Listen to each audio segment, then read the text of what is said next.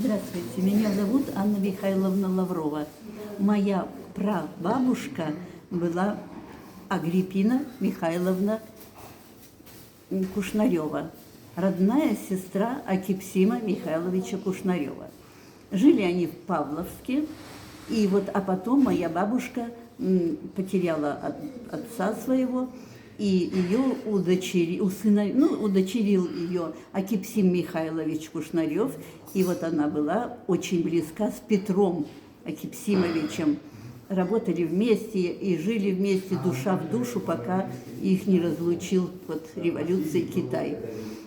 И вот я приехала сюда, очень хотела посетить Якутию, и главное, Павловск, у меня мечта, может быть, мы завтра осуществим эту мечту.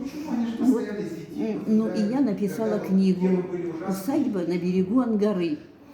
И в этой книге, я думаю, что очень много, там, наверное, страниц около 100 о Якутске, о моих предках. К счастью, моя бабушка сохранила столько фотографий, и все эти фотографии удивительные, эксклюзивные, ни у кого больше их нету, им больше 100 лет этим фотографиям.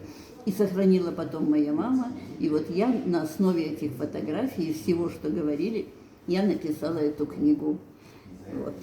И теперь думаю завтра поехать бы нам в Павловск.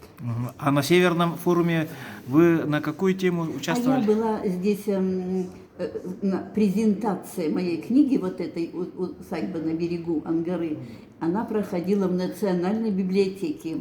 Вот я подарила им эту книгу. Вот такие у меня связи. Ага, ну ладненько, спасибо большое. Спасибо вам тоже большое. Всего доброго. Всего доброго.